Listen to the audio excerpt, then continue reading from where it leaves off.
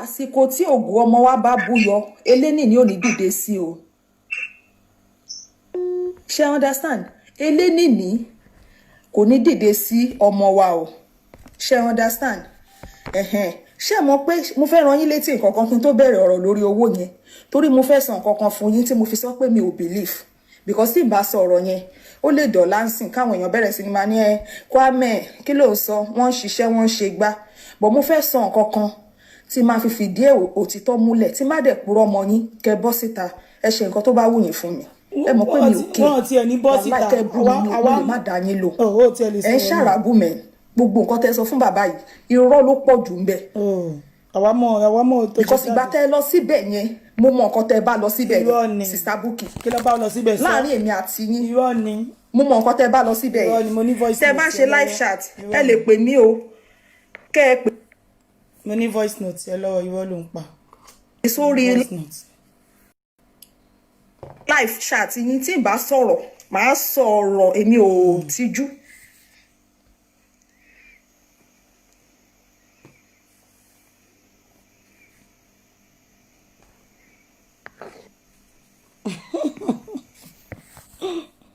irú ẹ̀ ti pọ̀ jù mo ní voice note yẹn lọ́wọ́. ṣé understand. Sister Bukky máa sọ̀rọ̀ ẹ jọ̀ọ́ torí Ọlọ́run o ẹ má kọ bad comment sí bíbá yẹn ní sórí burúkú mi ò bá yànjà lórí Facebook mọ́ ṣé understand torí gbogbo ìwọ tó ti wọnú Egypt ó wà ní Egypt mo fẹ́ play voice note yẹn kọ́ má sọ pé Anamáyọ̀wá ló gbé ẹ jáde. ó ṣe rí aláwo kù. ẹ̀sìn yẹn ò ṣì ní kò sí nǹkan kan bẹ́ẹ̀ àwọn èèyàn á sì máa sá fún yín tó bá yá because lórí Facebook láti ní èèyàn kan o ó bà tọmọ ọ̀rẹ́ ẹ̀ jẹ́ o kí ni nǹkan tẹ̀yin ṣe ẹni tó finú tọ́ yín tó súnmọ́ yín òun lẹ́yìn ń bá tiẹ̀ jẹ́ lórí Facebook. ẹ má wọrí mo ní gbogbo voice note yẹn lọ́wọ́ mo ní gbogbo voice note yẹn lọ́wọ́.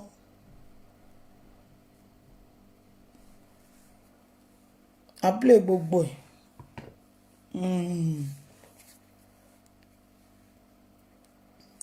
ẹ fẹ́ lo gbogbo agbára pẹ́ tí wàá nu fracas ẹ dáyàn mọ́ lórí Facebook ẹ fẹ́ lo gbogbo à ń sọ lẹ́nì nǹkan tó dùn mí jù ẹ ṣe fẹ́ give up ó ti sọ pé gbogbo nǹkan tó ń ṣẹlẹ̀.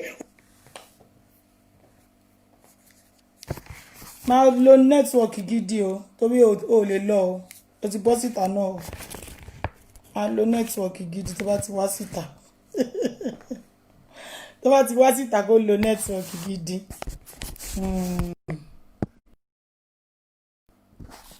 ẹ bá wa máa sọ fún ó máa lo network gidi. kéèyàn bú ìyá mi ní dá lóhùn ṣùgbọ́n àǹtí Bukky mo fẹ́ bá yín sòótọ́ ọ̀rọ̀.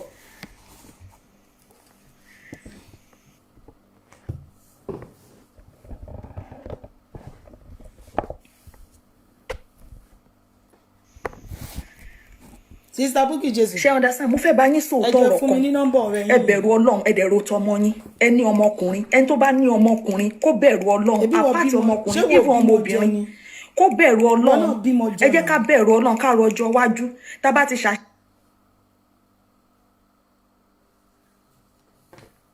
ó bímọ jọ náà ó ṣàpọ̀ ọmọ rẹ.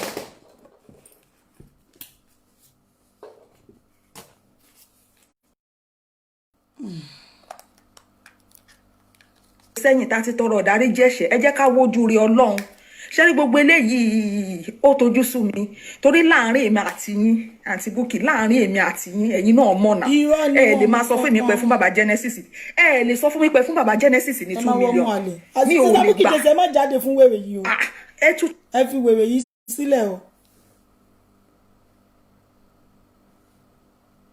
ẹ má jáde fún. ìdààmú yìí lè gbà sẹ́ẹ̀ kí ni nǹkan tẹ́ ń sọ yìí.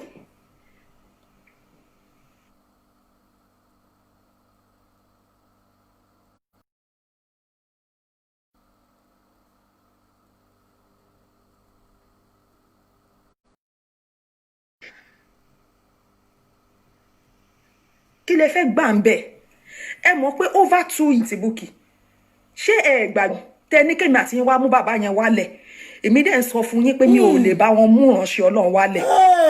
wàá gbé voice note yẹn síta dáàbà rí evidence I believe ẹ evidence làwọn fi ń ṣiṣẹ́ ní bíbá. mi ò lè bá wọn mú ẹni àmì òróró wálẹ̀. Oh. Kí ni nǹkan tí bàbá yìí ṣe? Ẹ máa gbé wálẹ̀. Ṣé ẹ ti gbàgbé àbẹ rántí? A ní kó mú voice note jáde.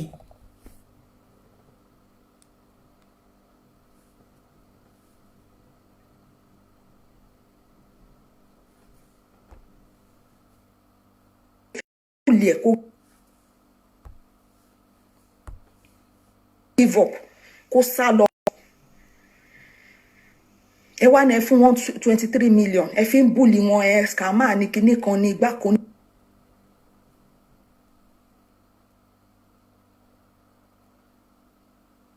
Kálukú ń sọ tiẹ̀. Ṣé tó bá tí Bukky Jesse bá ní scammer ní bàbá yẹn, ṣó ti gbowó lọ́wọ́ ẹ̀yin gbogbo yín tẹ̀ ń bú? Ṣó ti gba owó lọ́wọ́ yín?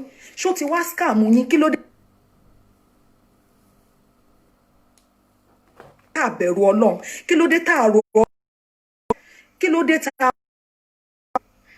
Kí ló dé tí gbogbo ẹ le kokokoko tó le kokoko mọ́ wa lára, especially àwa Yorùbá? Kí ló dé? Ilé ayé ilé asán.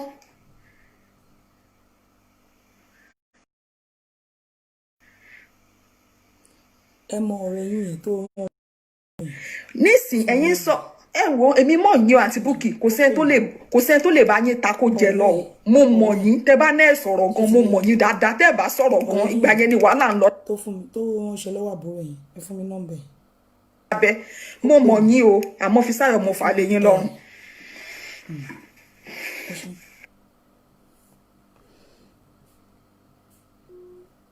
Gbogbo alamọ̀ Ok, pé ẹ̀yin tẹ́lẹ̀ fún bàbá Genesis ní 23 million. Tẹ́lẹ̀ fún bàbá Genesis, ẹ jọ̀ọ́ nítorí Ọlọ́run mi ò fẹ́.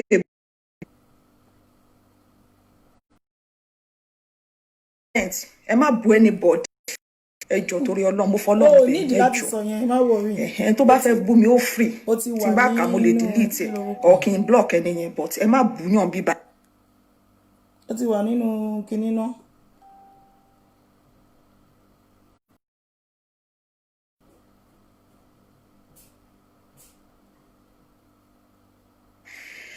Mi ò sí lórí fracas, but ọ̀rọ̀ tèmi mọ̀ ni mo fẹ́ wá sọ. Kí n dẹ̀ tó ṣe, kí n tó lọ, màá gbé Bible báyìí, màá rà sí. Káàntì Bukky bọ́ síta lọ́la. Ẹ má wá ṣe pé kámẹ̀kì ní dá fẹ́ mọ̀ òṣì. Ẹ má wá ṣe pé èmi ni máa jáde fún Bible ìyá yìí ni ẹ̀. kẹ́ ẹ gbé. Máa Pé jáde kó àmì fún gbogbo ìyá nǹkan tó ẹ̀. sọ yẹn tó bá Bukky jẹ́rọ̀ ló jáde pamọ́ fún mi. ẹ. Kẹ́ ẹ ṣe Ọwọ́ pé. títí ẹ ò lé sí olórí ibú ni ó fẹ́ padà sórí Facebook ni má.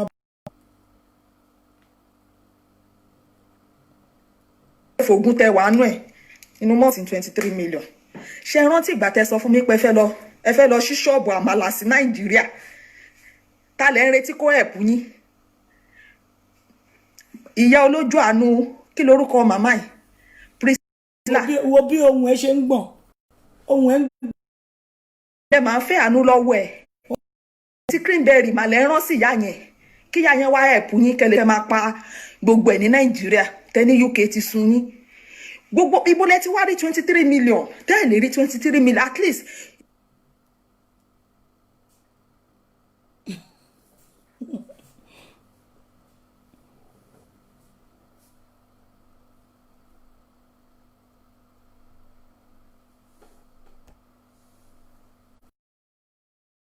No, ẹ jẹ́ kọ́kọ́ fọ́ mi, èmi ò kí ẹ̀ náà. Ẹ ti gbàgbé pé àjọ wa ń bẹ̀ tẹ́lẹ̀ ní so kò lè, kí ló fẹ́ ṣe tó lè jọ mí lójú? So mi kò ní mí nì, mi ò ní búyàn, but àǹtí Bukky Jesse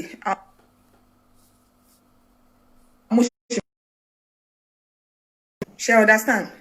Mo ṣe máa bọ́ta sòtọ́, so ẹ má worry, mi ò ní búyàn. Mo sọ fún yín mo ní gbogbo nǹkan tó ń lọ ìwọ̀n kò jẹ́ ń Germany.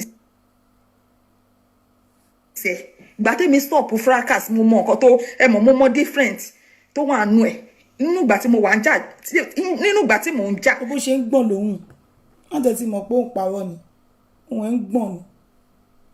Àtìgbà tí mo stop mo mọ ìyípadà tó wà. Yípadà ló dàbí wèrè. UK ló dàbí ẹni pé àwọn ti fracas ti jẹ́. Bó ṣe ń gbọ̀n lòun òun ẹ̀ ń gbọ̀n ni ọ̀pá gbé ẹ. Celebrity or Germany wà láì o jámọ́ nǹkan kan Ọlọ́run wọ́n máa wọ ẹni bí ọmọ burúkú yìí ẹni tó ti mọ̀ ẹ́ lọ́mọ dáadáa tẹ́lẹ̀ torí pé wà nù fracas kò rún ẹ mọ́.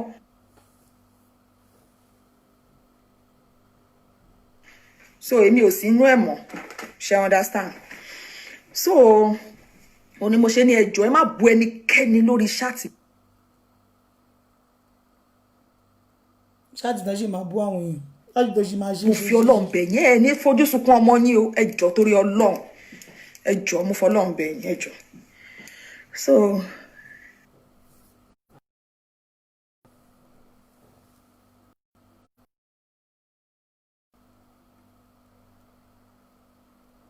ìwọ tó yẹ kó o máa ń ní voice note o máa ń ní voice olúgbòhùn ni ẹ̀ nà ìwọ èmi ẹ̀ tẹ̀lé believe wọ olórí burúkú ẹ̀dá ló máa believe ẹ̀. níwájú Ọlọ́run àti ènìyàn.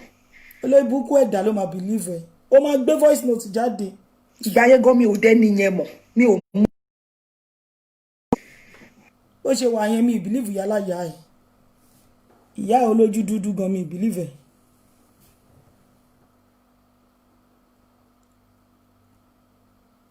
ìwọ ọmọ elébi ebi owó tẹ́bi ń pa.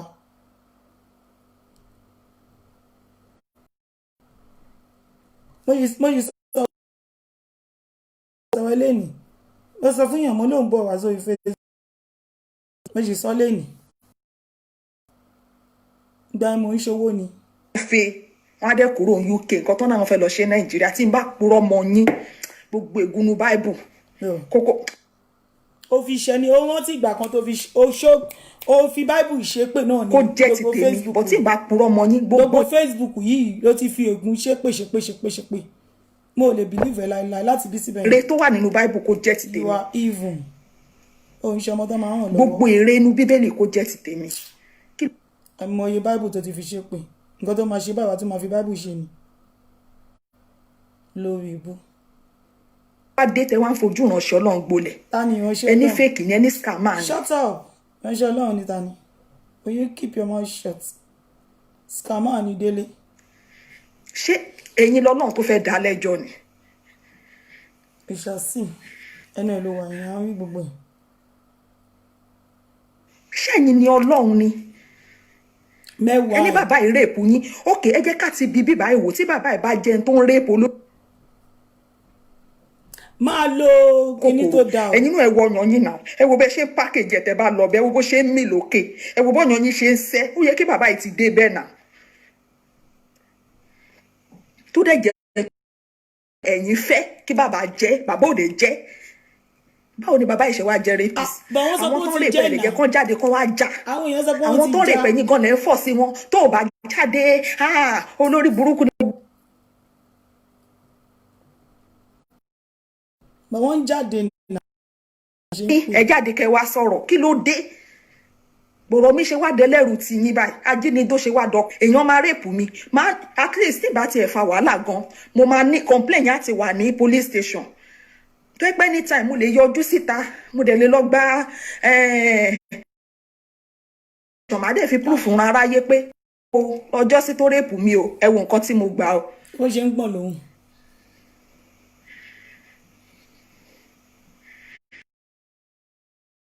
ìtorí ẹ̀ ni mi ò parọ́ mo pe àwọn èèyàn torí mi ò fẹ́ ṣerú nǹkan ẹ̀ ni mo ṣe pe àwọn èèyàn àwọn tí mi ò pé over a year ni mo pè wọ́n pé kán jọ ẹ má dá sí o mo mọ nǹkan báyìí nínú nǹkan tó ń ṣẹlẹ̀ Ọlọ́run má yẹ ká fi ọwọ́ ara wa báyé ọmọ wa jẹ́ ẹ̀ṣẹ̀ tá a bá ti ṣẹ̀ lọ tó lè affect ọmọ wa kọ́ ló ń dáríjì wa kọ́ ló ń wo tìkúlẹ̀ abiyamọ kó wo ìgbà ẹ̀mọ́ kó fi dáríjì gbogbo wa kọjọ wájú ọmọ wa dáa kẹ́yìn wa gan kó sunwọ̀n ká wà lọ́rùn gan kí ni wá máa dùpọ̀ ọmọ wa ń ṣe rere láyé kí ni nǹkan tá à ń fà èmi ò sí ń bẹ̀ o mi ìmọ̀gbà tọ́lọ́run pé bàbá Genesis mi ìmọ̀gbà tọ́lọ́run ò pé bàbá Genesis mi ò mọ̀gbà tí ẹ kó 23 million lẹ̀ mo ṣàmọ̀ pé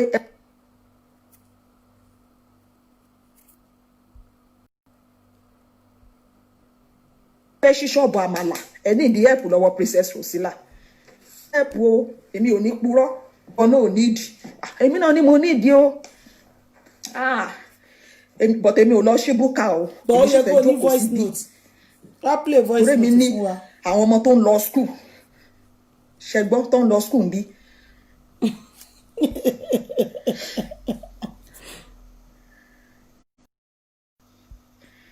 Ọlọ́run ó fẹ́ wá tajà ni a máa ṣe ó ti sọ pé òun fẹ́ wá máa polówó lórí tẹ́nibọ̀dì bá sọ pẹ́kẹ́ ẹ máa bọ́ta ẹ ṣépè kí ló dé tẹ́ wá di champion lórí Facebook lọ́sọ̀ọ́ gan even gbà tẹ́ dákẹ́ tẹ́ sọ̀rọ̀ mọ́ gan bàbá yìí ni ò jẹ́ sọ̀rọ̀ tẹ́ bá jà lórí Facebook bàbá yìí ló máa bá yín ló máa bínú sí yín pé mo ti ní kó má jà mọ́ kẹ́ tó lọ sí Genesis ẹ mọ nǹkan tó ń ṣẹlẹ̀ sí yín kò ṣe pé déédéé lọ nà ẹ mọ nǹkan tó ń ṣẹlẹ̀ sí yín Sister Bukky Jesse ẹ mọ nǹkan tó ń ṣẹlẹ̀ sí yín nà ìgbà yẹn náà pè yan 24 lórí ṣé 24 àbí 28 ìgbà yẹn lẹ lọ gbé kínní fẹ́ para àwọn gbà yẹn èmi yìí ó sunkún pèsè àti Bukky Jesse kò síbi tẹ́ ń lọ ayé ilẹ̀ máa dúró sí Ọlọ́run gan ò fẹ́ kú ẹlẹ́ṣẹ̀ bí kò ṣe pé ó ronú pé wàdà mo sọ fún yín àti Bukky Jesse ẹ lè para yín kí ni nǹkan tẹ́ ń rò kí lẹ ń gbé tẹ́ ń gbin gbogbo bí ẹ ṣe pè é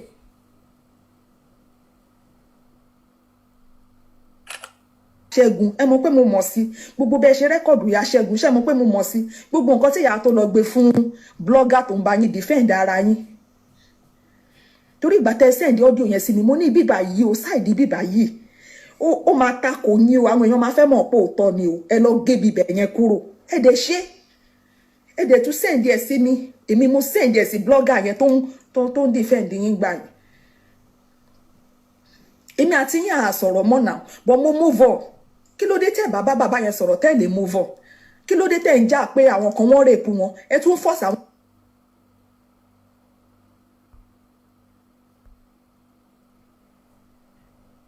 yẹn kó jáde àwọn ènìyàn ṣọ́ ya wèrè síta ẹ bẹ̀rù Ọlọ́run o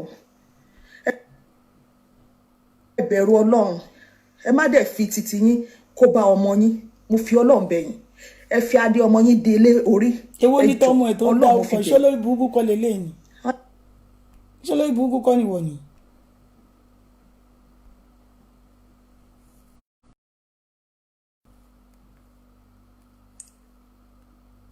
fàdé mi dé mi lórí ẹ fàdé ọmọ yẹn dé lórí ẹ jọ gbogbo èrè ọmọ.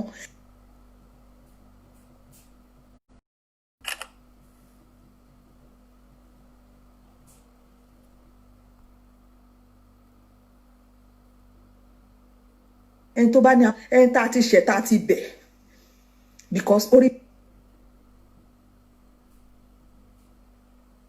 Facebook yìí láti sọ tẹnu ẹ̀ ẹ̀yin ẹ máa wo nǹkan tó máa ṣẹlẹ̀ o lẹ́yìn ìta rọra wọn á tó bí 20 wọn á tó bí 30.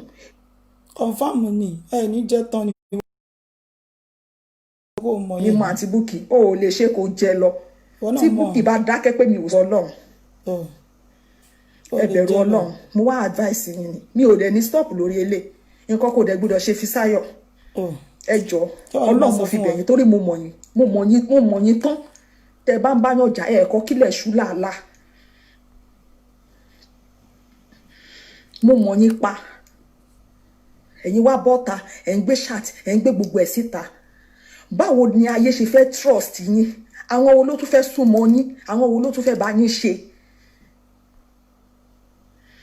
mo rántí ọjọ́ kìíní àná nígbà tí mo ṣì wà nínú gbogbo kíní tá à ń jọ ń ṣe yìí gbà yẹn mo play record mo dẹ̀ lọ sí another place ẹ believe pé nígbà tí mo sọ fún wọn sá fún mi wọn ò lè bá mi sọ̀rọ̀ torí pé mo ti play record èèyàn rí ìgbà tẹ́ ẹ play ẹ̀ ló mọ àsìkò tẹ́ ẹ play ẹ̀ báyìí ló mọ ọjọ́ kejì àwọn èèyàn máa sá ni pé ìgbà tẹ́ ń play yẹn wọ́n ń sáyìn. o máa ń rìkọ́dì èèyàn gbogbo èèyàn ló mú yẹn. ìgbà tẹ́ ń gbé ṣáàtì síta wọ́n ń kíyìn ìgbà tẹ́ yín play voice àwọn èèyàn ń gbádùn ẹ̀ tó jọ ọmọ lọ ẹ wo proof inú àwọn èèyàn ń dùn àǹtí Bukky Jesse àfẹyín pẹran ọjọ́ kan ló níyì mọ́ Ọlọ́run ọba lẹ́yìn gbogbo nǹkan tẹ́ ń ṣe pásítọ̀ Genesis scammer ìṣèkínní kan ẹ̀yin ẹ jẹ́ kátẹ́gùn fẹ́ sí kí gbogbo ẹ̀ ṣẹ́tù tán kẹ́ ẹ wo àwọn tó máa trust kẹ́ ẹ wo ẹni tó fẹ́ finú òtítọ́ bá yín.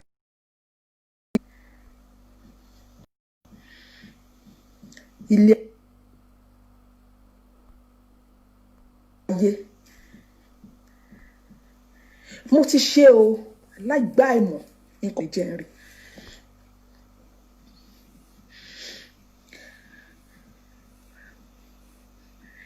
ẹ ní ẹ̀mí ìdáríjì. Ẹ ti sọ fún mi rí pa àjọ máa èmi àti yín ẹ mọ̀ náà àjọ máa gbé bàbá wálẹ̀. Ẹ ti sọ fún mi rí. So gbogbo nǹkan tẹ́ wá ń ṣe kò jẹ́ kó jọ mí lójú. Mo mọ̀ pé nǹkan tẹ́ ẹ fẹ́ ṣe nìyẹn. Ọlọ́run ò dẹ̀ lè fún yín ṣe. Torí pé bóyá ẹni yìí nípè lọ́wọ́ Ọlọ́run àbí kò nípè lọ́wọ́ Ọlọ́run. Àtọlọ́run ló wà. Kò sí àwọn ẹ̀dá kan tá a lè jẹ́rìí sí. Tàbá kan sọ akàn tutọ́ dànù ni. Kí ló dé tó wá ń gbọ̀n lóhùn bá ẹgbẹ́ wa kẹ́? Ẹni tó lọ́hùn pè. Kí ló dé Báwo tó ń lèmi ṣe gbọ̀n fẹ́ dá a lóhùn mọ̀? báyìí? A máa dá a mọ̀ nípa nǹkan tó ń ṣẹlẹ̀ lọ́wọ́lọ́wọ́ ẹ̀. Ẹni tó lọ́hùn ò bá pè lẹ́nu ìṣẹ́jú mélòó tẹ́ ẹ dìde yìí. Wàláì kò ní bọ́ síta kó rérò wò mọ́. Kò ń ṣogún kékeré lẹ̀ ń gbé náà. Ẹ wèrò. Mo wà ń bẹ̀ ní alẹ́ àwa 1.6 pẹ̀lú gbogbo nǹkan tó ń lọ tó lágbàáyé tó yẹ kó ní kálukú ti jápa.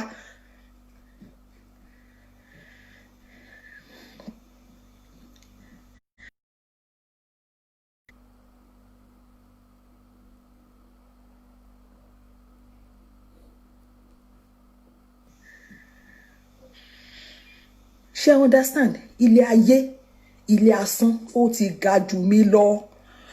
Òun ni ṣó mi ṣe léètì lálẹ́. Mi ì gbọ́dọ̀ máa ṣàwọn nǹkan kan lójú ọmọ mi mọ́. Ẹ jọ̀ọ́, mo respect ẹ ju kí ló mọ́ mi ni but mo fún respect. Ó náwọn nǹkan tí mo gbọ́dọ̀ ṣe tí ò gbọ́dọ̀ rí mọ́. Wọ́n ṣe ń wú. Tán bá rí mi àti ẹ̀gán máa sọ pé rọ ni èmi kọ́ mo bí. Mo fi títóbi Ọlọ́run ṣẹlẹ́rìí. Ọmọ 14 years ó ti ga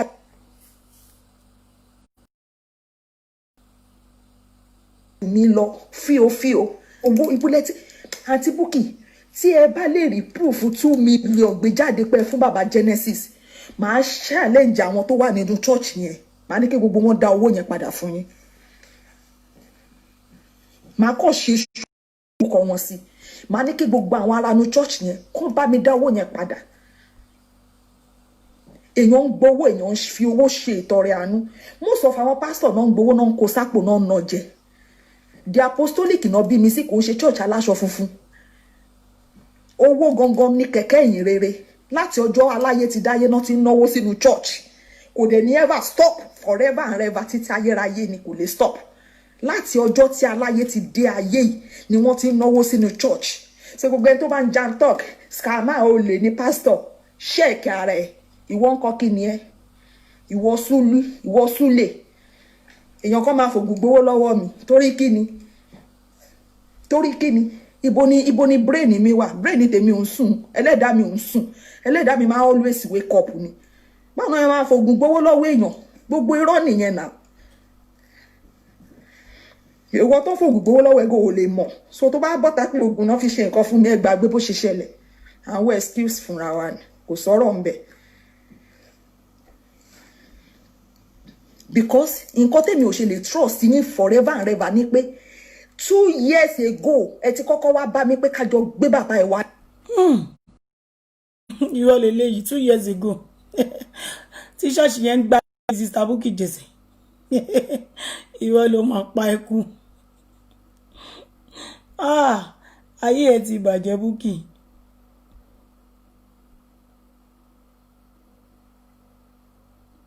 Ẹ jẹ́ pé ọmọ kan tó máa ṣẹlẹ̀ kó amẹ́ shit tó bá ti ń bọ́ síta jẹ́ kí n sọ kíní kan fún ẹ all because the case thing ọmọ ojú tí wọ́n o àfojú tí wọ́n náà oh my god tó bá ti fẹ́ bọ́ síta let me tell you one thing tó bá ti fẹ́ bọ́ síta lo kíní dáadáa.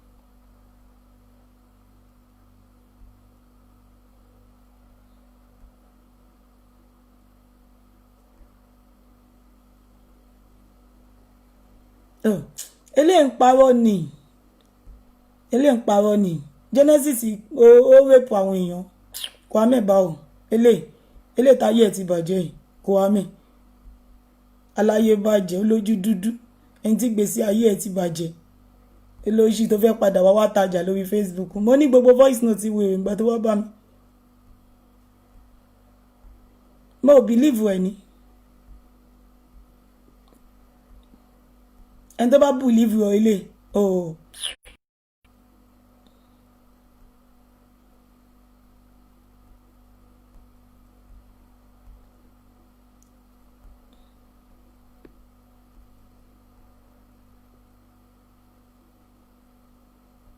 Let me tell you guys don't understand. Wọ́n ní Genesis ó rape èèyàn, wọ́n gbé evidence síta. Ìwọ ní pé Bukky Jesse sọ fún ọ yí pé wo time tí mo bọ́ síta o. Wo time tí mo bọ́ síta. To one la wà yìí o. Jẹ́ n yọ kíní Bluetooth inú etí mi kúrò. Wọ́n ní pé Bukky Jesse, ó ní pé ìwọ bọ́ síta ó sọ pé Bukky Jesse wá bá ẹ ní 2 years ago. Ẹ má gbọ́ o. Ó ní Bukky Jesse wá bá ẹ ní 2 years ago pé kẹ́ bó òun gbé Genesis sílẹ̀. 2 years ago tó jẹ́ pé Genesis gangan ó ń gbá lórí sister Bukky Jesse. 2 years ago alo lórí burúkú ni ẹ́, alákìsà ni ẹ́, honestly speaking. Ó mọ nǹkan tó sọ fún mi, ó wá sórí social media, ó wá bá mi, ó ní ṣé mo mọ̀ yí pé sister Bukky Jesse fẹ́ dó kí ló wúkọ ẹ̀, kí ló wú Genesis. Mo ní báwo ni wọ́n ṣe mọ̀. Mo mọ̀ pọ́n sọ pé ẹ má rìkọ́dù òun o. Àmì ní kí ló dé? Ṣé o fẹ́ kí ló ń ṣẹlẹ̀? Ó ní pé wọ́n fẹ́ jáde fún Bukky Jesse. Mo ní kí ló dé tó fẹ́ jáde fún Bukky Jesse? Ó ní pé torí pé o mọ̀ yí pé Genesis sister Bukky Jesse ti wá bá ẹ, ó sọ fún ọ yí pé òun fẹ́ sister Bukky Jesse wá bá ẹ, ó sọ pé òun fẹ́ Genesis, pé òun fẹ́ do òun fẹ́ bí. Mo ní nígbà wo ló sọ bẹ́ẹ̀ fún ẹ? Ó ní ṣé mo mọ̀ pé ìwọ súnmọ́ sister Bukky Jesse dáadáa. Mo ní sister Bukky Jesse. Ó ní yẹn mi ò ní fẹ́ believe torí pé iṣẹ́ mi mọ̀ pé ìwọ súnmọ́ sister Bukky Jesse dáadáa. Mo ní ṣó sure pé torí pé mi máa bèèrè lọ́wọ́ sister Bukky Jesse. Ó ní pé sister Bukky Jesse ò ní sọ fún mi. Mo ní kò possible. Mo ní ṣó mọ̀ pé gbogbo nǹkan ni sister Bukky Jesse máa ń sọ fún àwa méjèèjì. Mo ní pé torí pé èmi ò kàn kí ń ṣe follow up ni because Bukky Jesse kò jámọ́ nígbà kan, so gbogbo gba yẹn la kúrò lẹ́yìn ẹ̀. Tẹ́ bá notice kò jámọ́ nígbà kan, gbogbo gba yẹn la kúrò lẹ́yìn ẹ̀ tí ó jámọ́. Ó wá sọ fún mi, mo sọ pé ṣó sure. Ó wá ní nǹkan tí sister Bukky ṣe fóun mi níṣẹ́ ṣì máa ń sọ̀rọ̀. Ó ní àwọn ò sọ̀rọ̀ mọ́, òun lè bá sọ̀rọ̀ mọ́. Mo ní kí ló dé tó ṣe lè bá sọ̀rọ̀ mọ́ Jesse? Wọ́n bó òun ránṣọ lọ́dọ̀ àbúrò òun bíi pé kí àbúrò òun ránṣọ ní 10,000 kí sister Bukky Jesse bá wọn polówó ẹ̀ ní 15,000. Mo ní ìyẹn normal. Ó normal. Èmi máa ń gbowó advert lọ́wọ́ àwọn èèyàn pé nǹkan normal. Mo ní pé kí ló wá ṣẹlẹ̀? Ó ní ẹni tí sister Bukky Jesse, ẹni tó ránṣọ lọ́wọ́ sister Bukky Jesse, aṣọ 3 ló rán, ẹni owó 2 ló san, kò tí sanwó 3. Mo ní that ní pé torí ẹ̀ ló ṣe fẹ́ jáde fún sister Bukky Jesse den. So ọ̀rọ̀ tó ń sọ me believe. Definitely this is the reason tó fẹ́ jáde fún sister Bukky Jesse. Ọ̀rẹ́ sister Bukky Jesse. Sister Bukky Jesse máa ń polówó àbúrò ẹ̀. Wọ́n wá ránṣọ 3. Ẹni wọ́n sọ pé aṣọ ẹlẹ́kọ̀ọ́kọ́ tí kọ́kọ́ wọn òun ò like ẹ̀. Ó wá ní lady yóò ti sanwó. Wọ́n ní wọ́n máa ń pe àbúrò ń gbé kọ̀. Do you understand? Ìwọ wá sọ fún Dorcas pé ìwọ gbọ́ pé the same thing tó sọ fún mi ló lọ sọ fún Dorcas o, kò sọ fún Dorcas pé nípa ọmọ nípa aṣọ o. Ó sọ fún Dorcas pé òun ti ẹ̀ gbọ́ pé wọ́n máa ń tàgbọ́n lórí Facebook nsìn, òun náà fẹ́ máa tajà lórí Facebook. Wọ́n ní ó fẹ́ tajà lórí Facebook, ó fẹ́ fi sister Bukky Jesse open floor. Tí understand ọ̀rọ̀ yẹn. Ó fẹ́ fi sister Bukky Jesse open floor. Mo wá sọ pé ò ní jẹ tán. Ìgbà ẹni mo wá rí tó lọ bá màmá yẹn Mama Esabod, tí Mama Esabod bọ́ta Kwame ti wá bá wọn, ó ti sọ gbogbo ẹ̀ fáwọn. Mo wá sọ fún màmá pé ẹni tó bá believe Kwame, ẹni yóò mọ̀ kan tó sọ Kwame tó bá sọ fún yín pé ilẹ̀ ti mọ́ ẹ tètè lọ wò ta.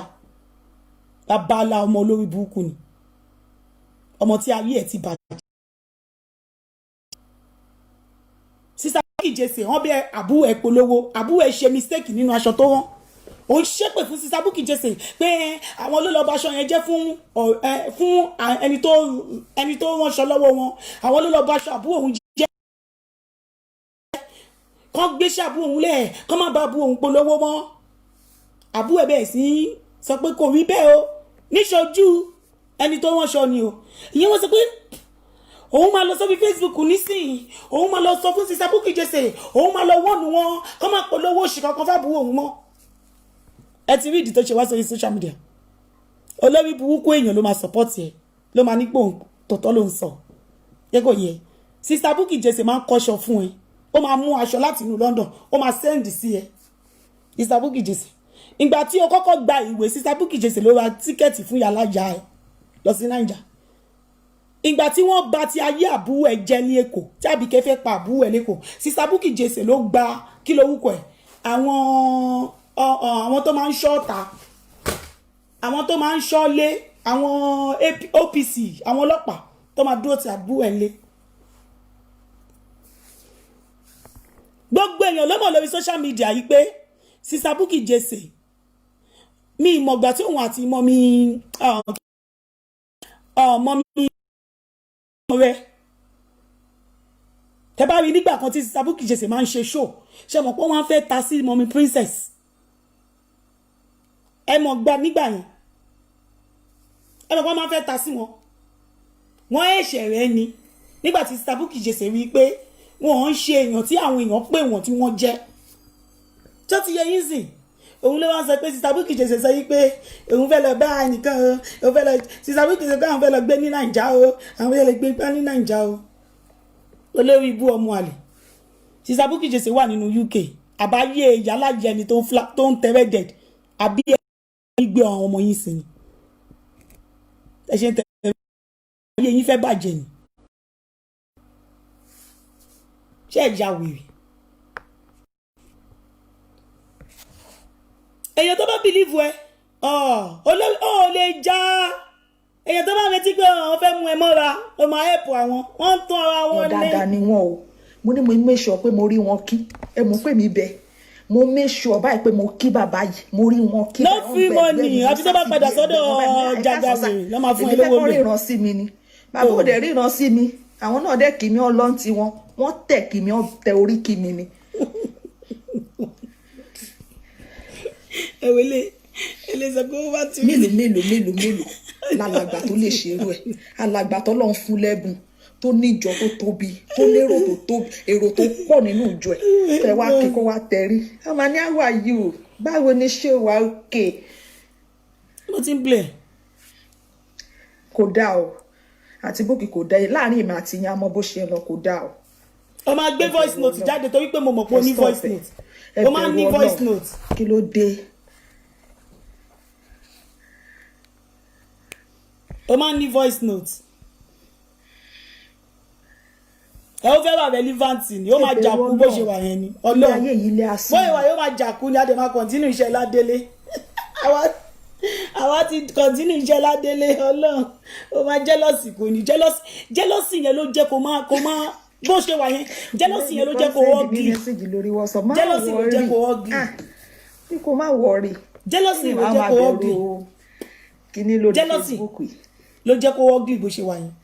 nǹkan tí mi ò fẹ́ lọ́dọ̀ Fisáyọ̀ o tẹ bá ta sọ́dọ̀ àbúrò mi kó má jẹ́ nǹkan ta ṣètì lè fi jóná lórí Facebook gbogbo ayé àmọ́ o ẹjọ́ o. àwa gan fẹ́ mọ̀ èmi lè bẹ̀ ta sí àbúrò ẹ̀ o tẹ́mi tètè mọ̀ mi fẹ́ jẹ́ kó mọ̀ nǹkan tẹ́ gbogbo ayé náà tẹ̀ ń bá sísà kan jà ní UK mi ò fẹ́ dárúkọ anybody torí mi sì ní frankasi mọ̀ dárúkọ ẹ̀ tẹ̀ ń bẹ́ nìyẹn jà ní UK mo bẹ ṣe ń gbé ìyá tẹ̀gà tẹ wá ń polówó kinní kan tá a máa sọ lẹ́yìn pé máa bẹ nìyẹn jẹ́ máa lé wọlé máa ṣe abẹ́rẹ́ ló ń lo gbá kan ló ń lò ẹ jẹ́ ká stop pé à ní ìdí ẹ̀ mọ́ gbogbo èèyàn ló mọ̀ gbogbo èèyàn ló mọ̀ pé Sister Bukky Jesse àti kílórúkọ ẹ̀ àti Abímbọ́lá wọ́n ń jà Abímbọ́lá dẹ̀ ń ta bullshit kírìmù tá Abímbọ́lá bullshit ló ń tà èmi ni mo máa ń bẹ̀bẹ̀ gbogbo stop your fuckery.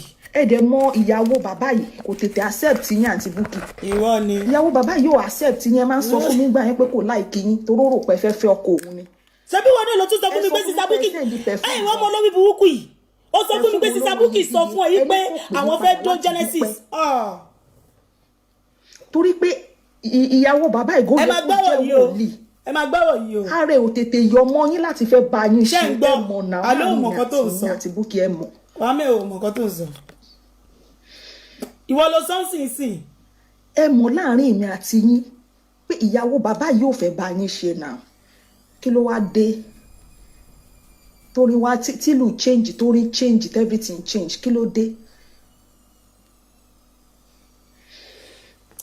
kí ló dé èmi tẹ́ fẹ́ kí màmá princess kó ẹ̀pù yín tí mo ní ẹlẹ́rìí méjì èèyàn kan wà l'Amẹ́ríkà tó ń jẹ́ mo ń bọ̀ wàá gbé wọn jáde náà. mo fẹ́ forúkọ ẹni ṣe o kí n má dárúkọ pé kẹ́ lọ béèrè lọ́wọ́ sista Yeti nìkan ó tún ní ẹlòmíì sista Àyìnkẹ́ Adé no Àyìnkẹ́ Adé kọ́ ẹ má bínú o tó ti bí mọ́nsìn yìí yẹn Amẹ́ríkà lẹ́ni yẹn wà mo ti gbàgbé ó ti ń ṣàwọn ó ti ń ṣàwọn. Àpèkẹ́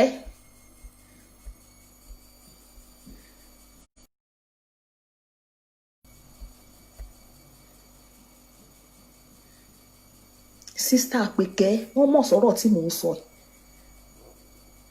bẹ́ẹ̀ ni.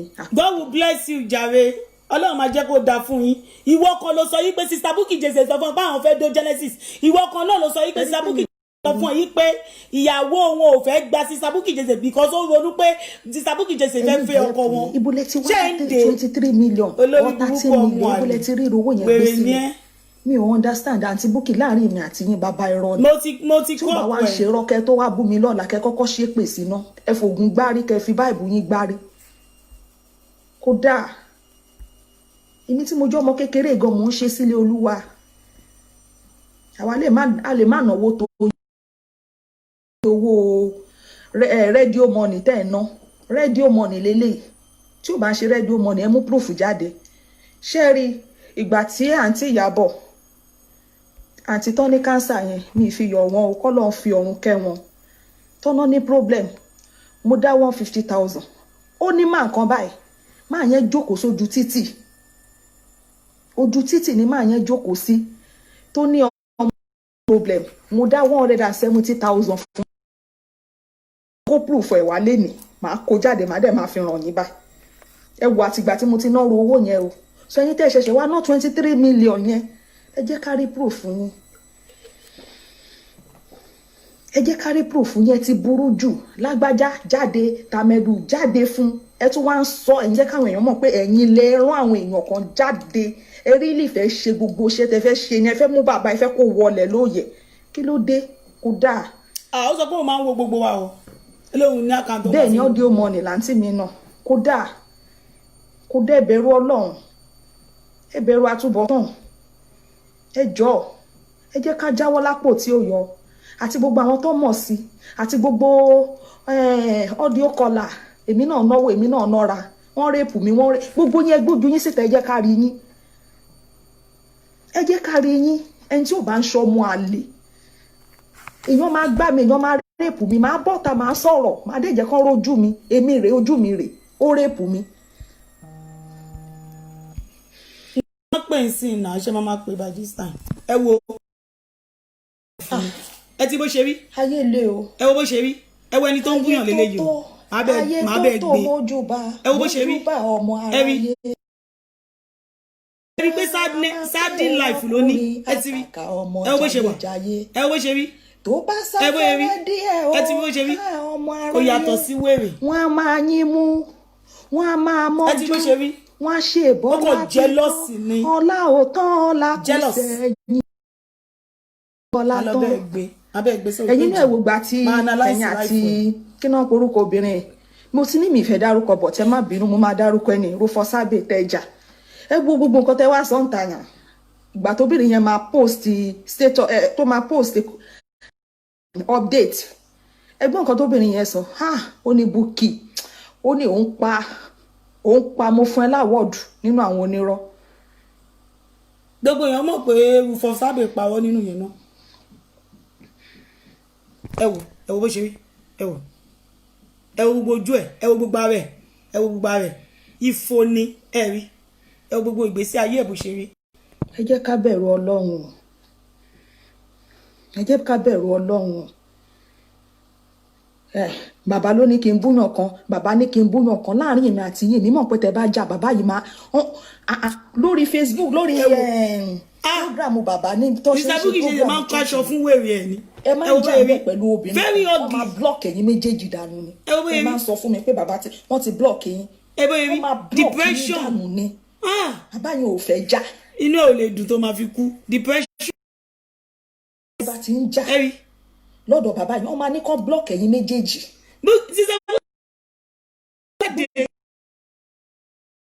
eléyìí ayé eléyìí ti bàjẹ́ ẹ gbé depress lélẹ̀ ẹ lọ join bàbá eléyìí ti wá depress tó ṣẹlẹ̀ náà. ẹ má ti pè é láìkí káwọn èèyàn máa pè kí wọ́n ṣiṣẹ́. wọ́n gbà mí ẹ̀yin ò sọ nǹkan tẹ́ ẹ bá débẹ̀. hello. ẹ̀yin ò sọ nínú ipò tẹ́ ẹ wà ń gbà yẹn. ẹ sọ pé ojú ń pọn yín gbà yẹn. ẹ sọ pé kò sẹ́ni tó gba ti yín gbà yẹn. ìgbà yẹn náà ń pè yín láwo ìyá Ṣẹ́gun. ìgbà yẹn náà ni ẹ fẹ́ pààyàn 24. ìgbà yẹn ni ò sẹ́ni tó ta sí yín mọ́. ìgbà yẹn lè máa gbé fọ́tò sí kò sí kọ́mẹ́ǹtì lábẹ́ ẹ̀. ìgbà yẹn lẹ post lẹ ṣe lẹ gbé kí náà ti ń pè. ìgbà yẹn lẹ post ẹ sórí àkáǹtì yín pé fẹ́ para yín. ẹ ti gbàgbé adúró tì yín náà pé kò lè possible. ìgbà yẹn lẹ lọ rí bàbá yẹn tẹ bẹ̀rẹ̀ sí ní ṣe program bàbá yẹn. ọdún oṣooṣù ló máa ń lóyún oṣù wà ewé ìṣeré. wọ́n dẹ̀ tẹ́wọ́ gbà nípa orúkọ dáàdì yín tó gbọ́ lásán. wọ́n làwọn ọmọ bàbá yìí rí. Depression is real. Poverty is written all over. Ewu bó ṣe rí, ó ti ya wèrè. My distance. Abalajọ. Ìgbà mi gan èmi gan máa wò pa. She is suffering from mental illness. Ìgbà mi gan máa sùn my honey, my body. Kí ni wàá dé kàrá mọ́ àti mi ṣe pọ̀ báyìí?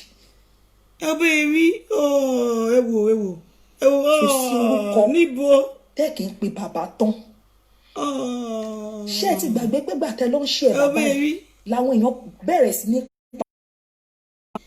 lẹ́sẹ̀ṣẹ̀ wá ń gba àyípadà gbogbo iyì yín tó ti lọ tó ti bá ti yà Ṣẹ́gun wọlẹ̀ Ọlọ́run wá ń bá yín jí sókè Ọlọ́run wá ń gbé yín sókè padà àwọn èèyàn gidi wá ń wá yín wá torí bàbá yìí because bí bàbá yìí ṣe ń preach gan àwọn èèyàn ń kó jẹ àwọn èèyàn wá ń wá yín dádì ó mọ bàbá yìí jọ̀ọ́ torí pé àwọn èèyàn ò ní nọ́mbà kò dẹ̀ sí nọ́mbà wọn lórí Facebook wọn tábà lọ mú bẹ lórí péjì wọn àwọn èèyàn wá ń bá yín. Ebi ti ń pa ó nídìí owó. Ṣé o lè fún wa ní nọ́mbà bàbá? Olójú yọbọ. Nọ́mbà bàbá. Ojú yọbọ. Tẹ̀ ń ṣe kíníkan àbí kíníkan. Olóyún. Àwọn èèyàn wá ń wá yín wá padà. Olórí ibú ọmọ àlè. Ẹ̀rọ tí ìgbà yẹn àti Bukky láàrin èmi àti ẹ mọ̀ náà. Ẹ gbà wọ ẹ ládùúgbò ẹ gbà wọ. Ayé Kwame ti wá pápá jẹ báyìí. Ayé ti bá ẹ bó ṣe rí. Ẹ kéèké easy o. Ẹ kéèké easy o. Ẹ jọ torí Ọlọ́run. Ìwọ báwo. Because èmi ò mọ̀ pé bàbá yẹn lè jẹ́ rapist. Mi ò dẹ̀ believe. Ẹ wo bóyá rí. Mo mọ̀ pé rọ́ ló bá dé. Ó ti lápá tẹ́ńṣọ̀n. Abalajọ mi náà pé kí ló dé. Ẹ jẹ́ ká sẹ́ndì ọṣẹ sí tó máa fi wẹ̀. Ẹ jọ̀ọ́ ẹ bá wa sẹ́ndì ọṣẹ. Ìyẹn ti lọ. Tábàárí nǹkan bu ara bú fún ni kò sí ń bẹ̀ mọ́. No. Ó jẹ́ lọ sí church Genesis kó lọ gbà ẹ́ là. Àtẹn tó pààyàn ayé Kwame ma ti ó ti wo in fact wo ìtìjú láyé ẹ̀ bá ó wà mí.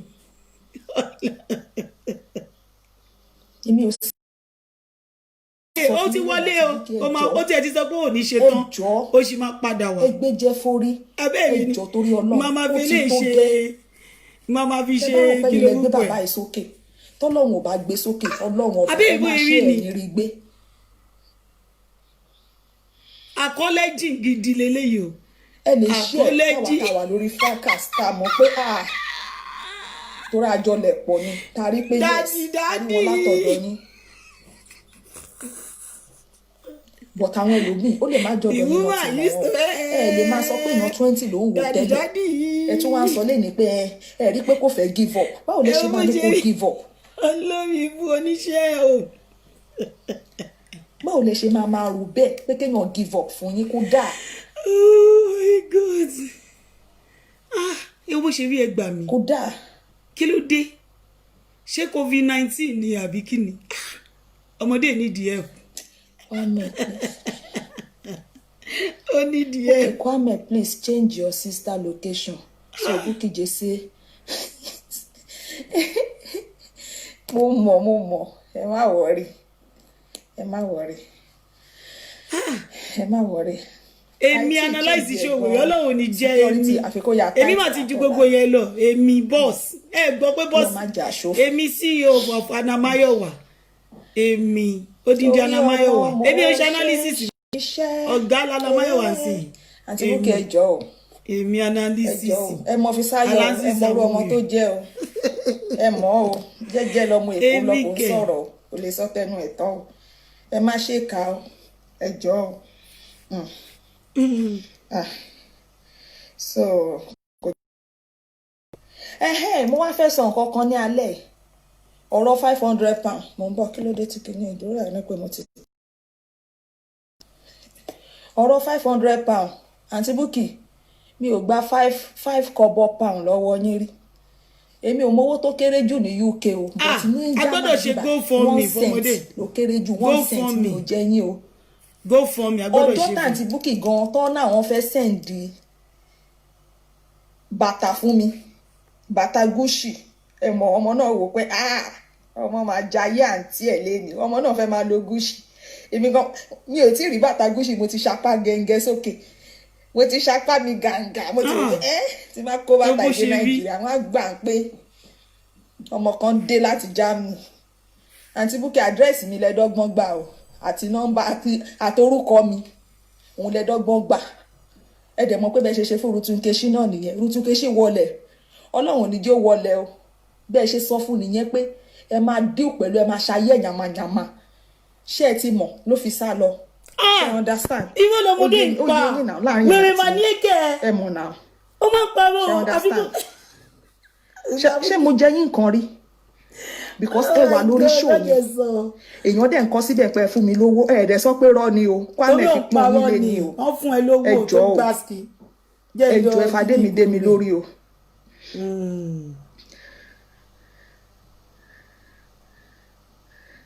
ẹjọ́ o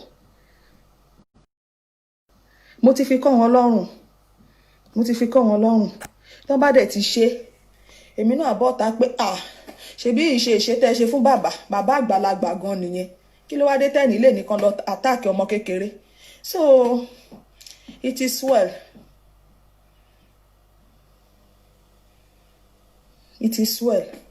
èmi ò ṣe fracas mọ́ ìṣe tẹ̀yìn fún bàbá Genesis gbogbo ṣáàtì mi àti yín gbogbo ọ̀rọ̀ tèmi àti yín jọ sọ voice tí mo sẹ́ndì gbogbo ẹ̀ ló wà lọ́wọ́ mi ìtajọ plan gan tẹ̀ mọ́ pé mi ò ṣe tó jẹ́ pé torí ọjọ́ tí bàbá yẹn tó pe màmá Esabod ẹ mọ bára yín ṣe ń gbọ̀n tínú ń bí yín gan lọ́jọ́ yẹn ẹ mọ̀ láàrin èmi àti yín ẹ mọ̀ pé mi àti yín gan sàkámàjè ló yẹ ká máa pera wa ẹ mọ̀ ọ́díò tá a ṣe tá a fi tírẹ́tì bàbá pé tẹ bá tún ṣe irú ẹ̀ tí má jáde fún yín tí mo sọ tẹ sẹ́ǹdì sí bàbá tá a fi alẹ̀ mọ́ wọn kọ́ má lè pè yẹ Esabod kọ́ má lè ta sí anybody lórí Facebook kò lè máa lọ bẹ́ẹ̀ yẹn ẹ lè torí pé tí ń ṣe ẹ wọn ẹ ti wọnú fámìlì wọn kẹ fẹ́ máa mọ́nítọ̀ kẹ joyè mọ́nítọ́rì spirit kò lè máa lọ bẹ́ẹ̀ yẹn láàrin èmi àti yín àmọ̀ náà. ṣé wò lè lè tó ń sọ yìí. ṣérú ẹni Bukky Jesse máa sọ̀rọ̀ fún kò réyàn gidi sọ̀rọ̀ fún ẹjọ́ padà orí bó ṣe rí ni bó bó ṣe rí. a sọ̀rọ̀ dànù a sọ̀rọ̀ dákú. bó bó ṣe rí. a sọ̀rọ̀ jù. bó ṣe. èèyàn kan wá jókòó àlóun fẹ́ pọ̀ ọmọ lọ́mọ dẹ̀ fẹ́ jèrè ọmọ tiẹ̀ tó bí báwo ló ṣe fẹ́ jẹ́ báwo ló ṣe fẹ́ jẹ́. ẹ wo ṣó mi Kwame ń pa ọmọ yín ó ní sísá Bukky Jesse fẹ́ pa yín nǹkan Kwame ó ń pa ọmọ yín pé sísá Bukky Jesse fẹ́ pa yín tó ẹ̀ lè ṣe sákò lórí Facebook. ẹjọ́ torí Ọlọ́run àti Àyìnkẹ́ mo fọlọ́run bẹ́ẹ̀ ẹ má torí pé mo Kwame mo ń play ẹ lọ́wọ́ bá ẹjọ́ o kò sẹ́ni tó máa bá àǹtí Bukky ṣe tí ò ní fẹ́ fọ orí àtọrun bá ṣe o ẹ máa gbọ́ báyìí a go to ẹ wo ẹ máa go to any length láti gbèjà àǹtí Bukky mo fọlọ́run ṣẹlẹ́rìí fún yín ẹ lè mọ bó ṣe ń lọ ẹnu dúdùn iná ni bí ká fẹ́ sọ̀rọ̀ gan kẹ́kún tó fẹ́ máa jáde ń bẹ ẹ fẹ́ ṣàánú wọn pa máa kú fẹ́ ni ẹ wo ẹ̀yin èèyàn ẹ má kú fẹ́ yàn mọ́ o ẹ lọ kú fọ́mọ yín o ẹ kú fọ́mọ yín ẹ kú fáyé yín o tírẹ́tì ló máa padà gbẹ̀yìn ẹ o wọ́n máa padà rin olúwẹ̀ mọ́lẹ̀ ọlọ́mọ ẹ̀ kan rí ìwà mọ́lẹ̀ ló yẹ o ọlọ́mọ ẹ̀ kan rí ìwà mọ́lẹ̀ ló yẹ nígbà tó dé pé àwọn àti màmá Esabod ń jà tí Rutunke ṣé ò fẹ́ búyà yẹn ní ọ̀rọ̀ òwò mọ́ o nìjáde lórí dòwe kíákíá o ló di pé tó bá ṣe wèrè lórí ọ̀rọ̀ YouTube máa gbóbi ẹ síta máa ṣẹ́ yàmàyàmà máa ṣẹ́ jákú ó sá lọ dànù ni ó japa ni. Jẹ́gbọ́.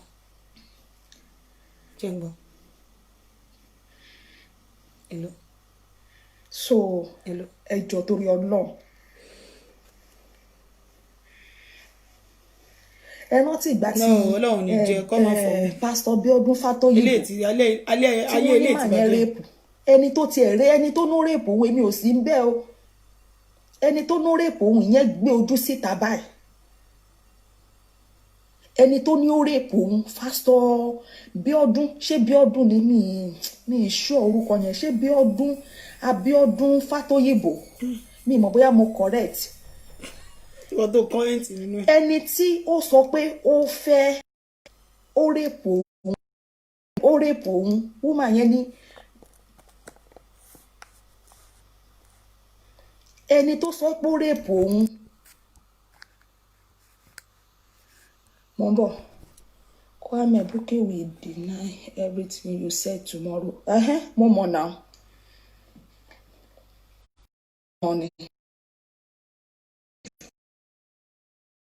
Ọlọ́run dẹ̀ ní jẹ́ kí n purọ́ mọ́ yàn ẹni tó bá purọ́ ayé ẹni yẹn máa tà ní á tàbí gúgúrú ṣe understand.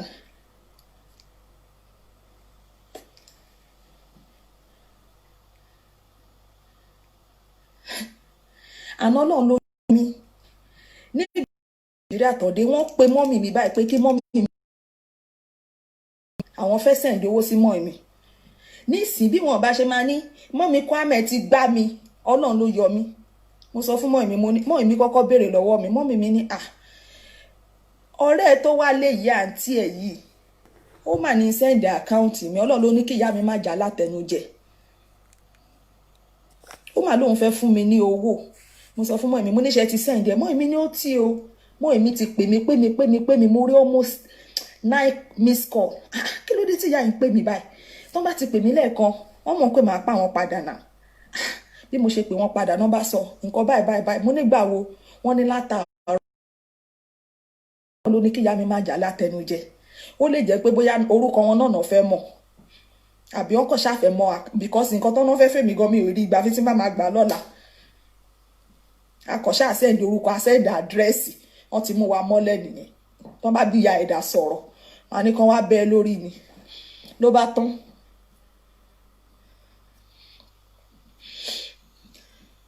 so nígbà tí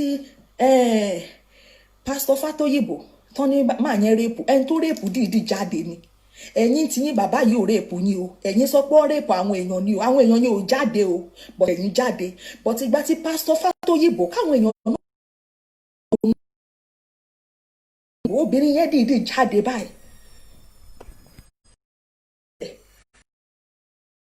defend ẹ máa defend ibi táyé bá máa kọrí sí ẹ̀yin ò máa ń gbàǹgbà mí ẹ̀yin máa ní ẹsẹ̀ lẹ máa kọ síbẹ̀ ẹ máa defend ẹni yẹn kẹ kí ló wá dé tó jẹ́ pé bàbá yìí ò rèpù ẹ̀yin lẹ wá bọ́ta pé ó rèpù Ayọ̀mídé ó rèpù Kàfáyá ó rèpù mi ti gbàgbé orúkọ tó kù Gbémi Bàbí ó yẹ kẹ́ lọ rò ẹ̀yin èèyàn o ọ̀rọ̀ yẹn ó náwó nú o ó ní ọwọ́ nínú o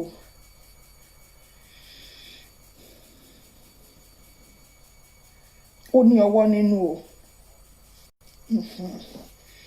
ẹ̀dẹ̀ lọ wò Rutunke ṣídà lọ́jọ́ Kwame Ọlọ́run má ṣe wá lálágbára àná ẹgbàgbára alẹ̀ kò sí nǹkan kan ń bẹ̀ mi ò kí ẹ̀ ẹni tó bá fẹ́ àtáàkì mi wọ́n ti gba àdírẹ́sì wọ́n ti gborúkọ gbogbo ẹ ti wà lọ́wọ́ wọn gbà tá a fẹ́ gba bàtà Gúúsì àdẹ̀rí Gúúsì gbà bá àdírẹ́sì wá sí wà ń bẹ̀ ẹ wá bá mi ń bí mi ì tí ì sọ nǹkan tó le jù ń bí so ẹ̀yin ti ní gbogbo fúdi tèmi lọ́wọ́ kò nídìí pé ẹ̀ ń ṣe wàhálà tẹ máa wá mi kiri mi ń ṣe wanted mọ́.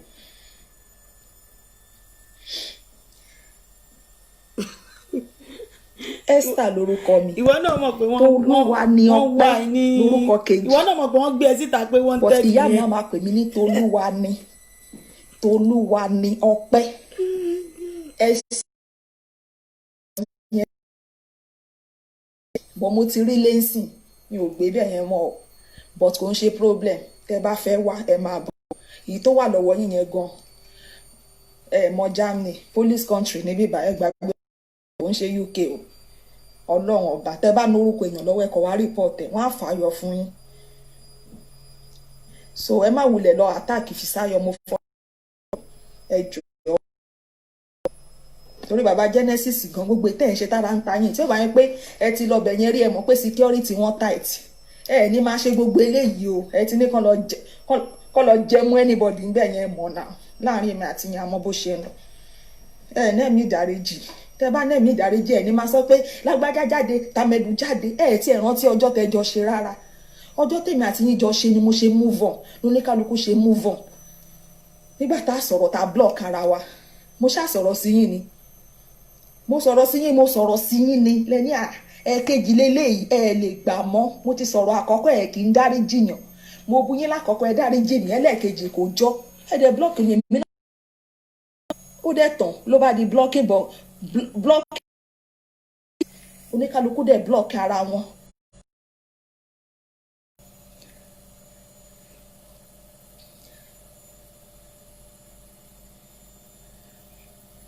Ẹ rántí mo ti rọ mo dẹ̀ ti block yín tẹ́yìn gan bá unblock ẹ̀yin gan ẹ̀ lè ré mi gbé mi gan block yín ni block me and block you kò jù yẹn lọ.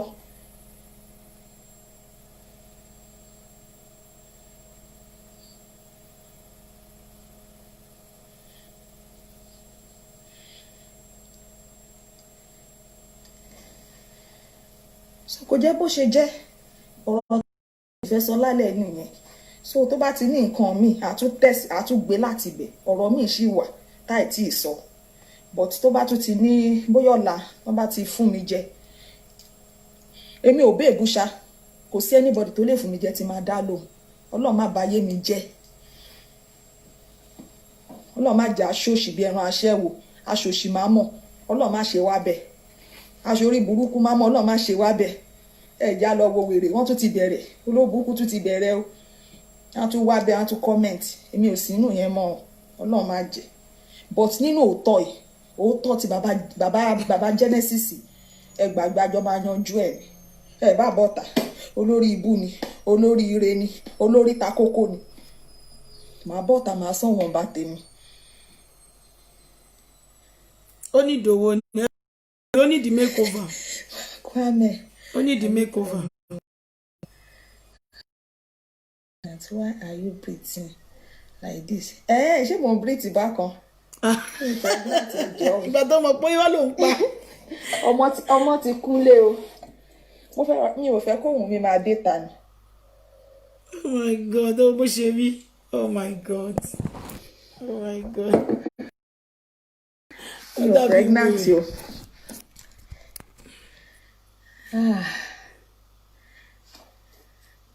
Talele.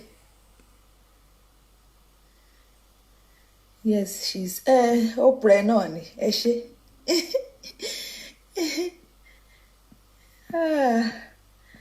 Ẹ wo kò jẹ́ bó ṣe jẹ́ o.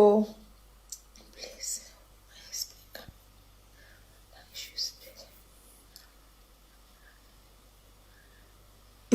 You cannot block someone that Kò jẹ́ bó ṣe jẹ́ mọ́. Ìwọ ló pọ̀ jù ó kàn ṣúta rẹ̀ lẹ́sẹ̀ ni. Mr. Bukky Jesse délé lò ilé tó dé gbogbo rẹ̀ ayé ẹ̀ ti bàjẹ́. Princess lọmọ comment number. Answer this question. Did UK have your sister? We will carry on with our show with Ladele. Ìyálàyà Kwame. Princess lọmọ. Ìyálàyà Kwame shit. Ẹ̀pù tí wọ́n ṣe fún mi ní pé wọ́n fún mi láwọn boys. Wọ́n fún mi lówó but wọ́n fún mi láwọn boys. Ọ̀dẹ̀ sanwó. Àbúrò mi. Olórí Wọ́n fún burúkú mi láwọn ọmọ àlè. èèyàn. àwọn mẹ́ta ló máa ń gáàdì àbúrò ẹ̀ lójoojúmọ́ fún odindi 3 months. àwọn tó máa ń ṣe OPC odindi 3 months lọ́ fi tọ́jú àbúrò ẹ̀ olórí ibú ọmọ àlè. àwọn tó máa ń Odùduwà. inú máa bí mi gan tí Sister Bukky Jesse bá wo. but àǹtí Bukky wọn ò fún mi lówó. Sister Bukky Jesse ṣé wọn pé èyí kò fún mi lówó nígbà yẹn tó assist mi òun ni Sister Vivian. mo ń bọ̀ charger mi dà mo ti ní low battery mo ń bọ̀.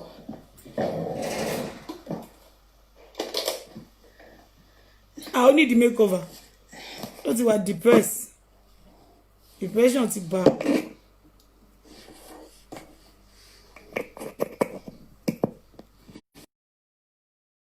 Ẹgbẹ́ tó sọ pé òun ò wà wọ́n. Ó gbé sí wanted ni.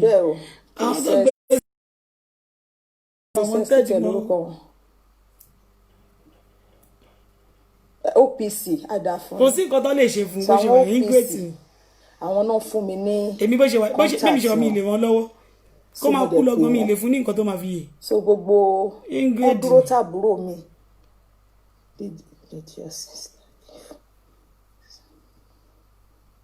Ó sì máa sọ aṣọ tí Sister Bukky Jesse wọn lọ́wọ́ àbúrò ẹ̀ ó sì máa sọ ẹ̀ mọ̀ pé títorí ẹ̀ ló ṣe ń ṣe nǹkan tó ń ṣe. òun náà ni mo ti sọ fún yín pé wọ́n fún mi ní nọ́mbà àwọn boys.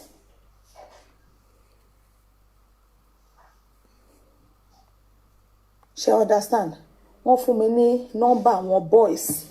àwọn boys tí ó lọ protect àbúrò mi. so kíni ni wọ́n ṣe kí ni mo lè pè wọ́n náà ẹ jẹ́ n fi sórí cup. ó ti wà ó ti ń charge bẹ́ẹ̀ ni mo fẹ́ fi síbi tí máa ti máa rí comment. mo ti ń rí comment báyìí. I saw the question on a platform. That's why I saw the question on a platform. That is why I asked. Bẹ́ẹ̀ ni wọ́n fún mi ní nọ́mbà àwọn boys. 1 million naira. So àwọn boys yẹn èmi mo. So sister help mi Sister Vivian on help láti bá mi san nínú owó yẹn. Ẹ ní pé àwọn boys yẹn méjì àwọn méjì lọ́dún tàbúrò mi. Àwọn mẹ́ta. So àwọn méjèèjì ó dà ní pé owó èèyàn kan fún 1 month. I don't know. Ṣé kò ń ṣe 80,000. Owó èèyàn kan àwọn méjì dẹ̀ ni. So Sister Vivian yẹn ní owó ẹyọ kan. So èmi náà dẹ̀ sọ owó ẹyọ kan. Anybody to help me. Gbogbo bó ṣe ń jẹ bó ṣe ń mu.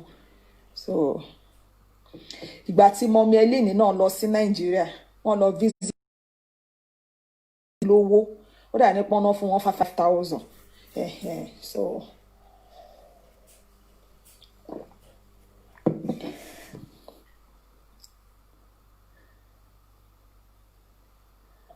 So ẹ jẹ́ kí n lọ sùn. Ọjọ́ mi Ọlọ́run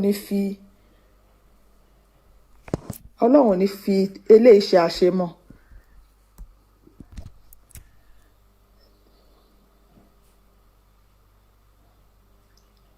Á dá fún yín. Ṣe bọ́ síta nítorí aṣọ yìí. Ọ̀dọ̀ ti bàbá Genesis nìyẹn o. So gbogbo nǹkan tó ń sọ yẹn. Ó parọ́. Even gbogbo àwọn tó ń call Ọlọ́run nìkan ló mẹjọ dá. Wọ́n ní ẹjọ́ ń bẹ lọ́rùn àrò dákẹ́. ẹjọ́ mi bẹ lọ́rùn àrò dákẹ́. ẹjọ́ ń bẹ lọ́rùn àrò káwọ́ lérí. Ọmọdé ti ní depression. Ó gbọ́dọ̀ wá mú medication ó ti pẹ́. Ó ti pẹ́ tó ti mú medication. Medication wà lórí Facebook. Medication wà lórí Facebook Kwame. Ó nídìí ìtọ́jú tó péye. Ó nídìí kan pé ìyá ẹ̀ nílé ìyá ẹ̀. Ìwọ tó yẹ pé ìgbà tó lọ sí Èkó wọ́n ní kó lọ ṣàdúrà fún ẹni. Tó yẹ pé wà kàn dédé máa gbóhùn. Who is this? Rose. Ìwọ tó lọ sí Èkó tó sọ fún Sister Bukky Jesse pé wà máa dédé gbóhùn ni. Ló máa ń gbọ́ ó máa ń gbóhùn. Kwame, you said BJ asked you to bully Genesis. Did you advise her that what she want to do is bad? nǹkan tó máa sọ ẹ máa gbọ́ nǹkan tó máa sọ. Rose Fọláwíwọ́ ọ̀rọ̀ ńlá lẹ bèrè yẹn o ìtàn ṣe lọ́wọ́ iṣẹ́ yìí lè lọ advice wọn pé kan stop ṣe bẹ́ẹ̀ ṣọ́ máa dá yín lò. ẹ máa gbọ́ nǹkan tó máa sọ. ó yẹ kẹ́ ti mọ̀ àti booking náà tán bá ti determine nǹkan tó fẹ́ ṣe tán bá ṣe wọ́n ní gbà. àwọn tán náà fẹ́ mú wọlé ń sìn ẹ ṣáà rí bọ́ ṣe ń ṣe so lálẹ́ mi tí mo fẹ́ advice wọn tán máa gbọ́. èmi sọ pé èmi ò lè mú ìránṣẹ́ Ọlọ́run wálẹ̀ so ìyẹn gangan ṣe advice ó rí ìgbà tí n bá ní ààrẹ má ṣe bẹ́ẹ̀ jọ nǹkan tó ṣẹlẹ̀ nìyẹn o so ẹ ṣe gan mo fẹ́ máa lọ.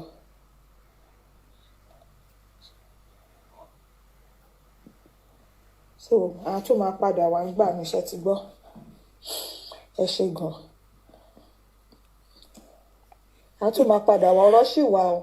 Padà wá lọ́la padà wá lọ́la. sọjọ́ ká máa wo bó ṣe ń lọ àwa náà dẹ̀ wà máa sọ tẹnu wa nǹkan tí mo kàn ṣe sọ fún yín nínú ọ̀rọ̀ tó wà lẹ́ ni pé ẹni tó lòun fún yàn ní 23 million 30 million wọ́n dẹ̀ fẹ́ lọ sí ṣọ́ọ̀bù àmàlà wọ́n dẹ̀ ń retí àánú lọ́wọ́ Princess Rosila ẹ wọ ọjọ́ tí Princess Rosila tèèyàn ní problem ẹ wọ bó ṣe fò bọ́ọ̀tà náà lágbájá máa rán ọmọ ẹ̀ ń school so àmọ́ owó táìmù school mélòó náà ti san báyìí fọmọ tó wà yunifásitì yẹn you understand kódà ìgbà tí mo fẹ́ mú àbúrò mi tán lọ àtàkẹ́ mo fẹ́ jẹ́ kọ́mọ yẹn máa bọ̀ UK. irọ́ ni. nígbà yẹn ṣẹlẹ̀ àti Bukky sọ fún mi pé UK ò dáa àwọn gan fẹ́ kúrò UK àwọn bá rí ẹ̀pù wọn fẹ́ máa lọ ta nǹkan ní Nàìjíríà àwọn fẹ́ ṣí ṣọ́ọ̀bù ńlá ṣe gbogbo. o gbọ́dọ̀ mú voice note káwọn lọ sí Amẹ́ríkà tí máa yẹ káàbúrò mi wá kémi tó lè UK. believe o máa play voice note èmi ò ń believe ẹ̀ because o máa ń parọ́ tó lọ sọ́dọ̀ dọ̀kásì náà tó lọ sọ nonsense ó parọ́ náà pé ò ṣe bẹ́ẹ̀ àwọn ti gbà tí dọ̀kásì gbé gbogbo voice note ẹ̀ síta ó máa ń parọ́ ni bó ṣe wà èmi ò lè believe ẹ̀ láti bí síbẹ̀ yẹn because you a liar ìwọ ni same person tó sọ fún wa ní bíbà nínú same show yìí ni ó sọ fún wa pé Sister Bukky Jesse wá bá ẹ pé òun fẹ́ do Genesis ẹ máa gbọ́ ó ní Sister Bukky Jesse wá bá ẹ pé òun fẹ́ do Genesis àwọn fẹ́ bímọ fún ó wá ní ó tún nínú show yẹn same show yẹn ni ẹ̀yin tẹ́ bá lórí kẹ́ gbọ́ dáadáa nítorí pé ewu ọmọdé honestly speaking Anamáyọ̀wá ti wà lókè ṣé kò yé yín àwọn ilé àwọn máa ṣe ọmọ ọ̀dọ̀ lẹ́yìn tèmi ni confam ṣé kò yé yín èmi máa ń fi ọpọlọ sọ̀rọ̀ ni nínú ṣú ẹ ṣé kò yé yín sì ó ní pé Sister Bukky Jesse sọ fún ẹ pé àwọn fẹ́ do Genesis nínú ṣú ẹ sẹ́ni nínú ṣú ẹ ló tún sọ pé Sister Bukky Jesse sọ fún ẹ yí pé ìyàwó Genesis kò tẹ́wọ́ gbà torí pé ó ronú bíi pé ó fẹ́ wá dún ọkọ ẹ̀ ni nínú show yẹn náà ló tún sọ fún wa pé 1 year ago nínú show ẹ̀ ó tún sọ fún wa pé 1 year ago àkọ́bí Hamidu àbí whatever tó ń jẹ́ ṣé kò yẹ ẹ́ sìn you are blocked I don't want your fucking nonsense here ṣé kò yẹ ẹ́ kẹ́kọ̀ọ́ bí burúkú yín gba sọ́nà bẹ̀yẹn ṣé kò yẹ yín sìn nínú show ẹ̀yìn náà ló tún ti sọ yí pé ní 2 years ago Sister Bukky Jesse wá bá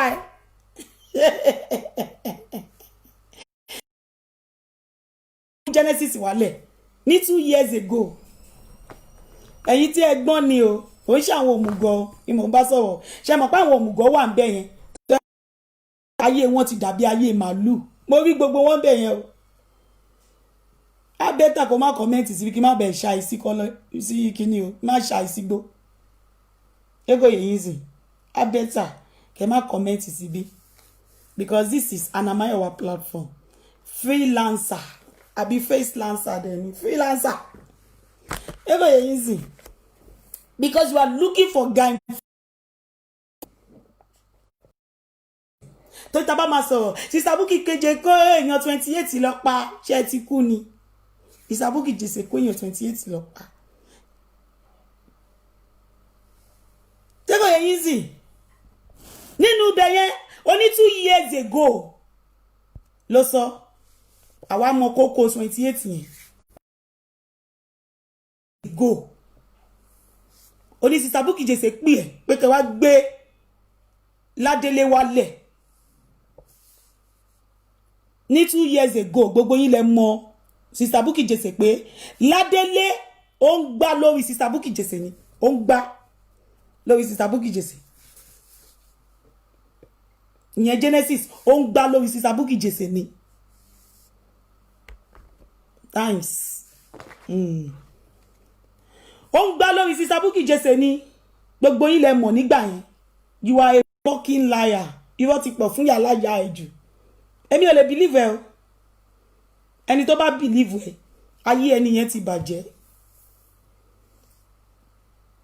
Ẹni tó bá believe ẹ. Bó ṣe ń bú Sister Bukky Jesse nìyẹn. Pé Sister Bukky Jesse gbaṣu àbúrò ẹ jẹ́.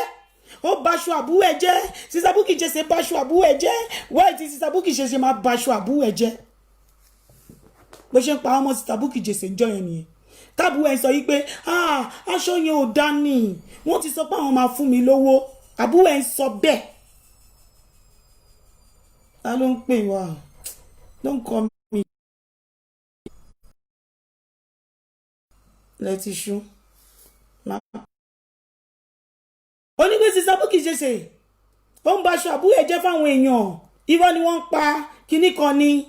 Àwọn ló bà jẹ́, àwọn ló bà business àbúrò ẹ jẹ́. Nǹkan tó máa ṣe fún wọn bẹ́ẹ̀ ló ń lérí. Ló ń lérí.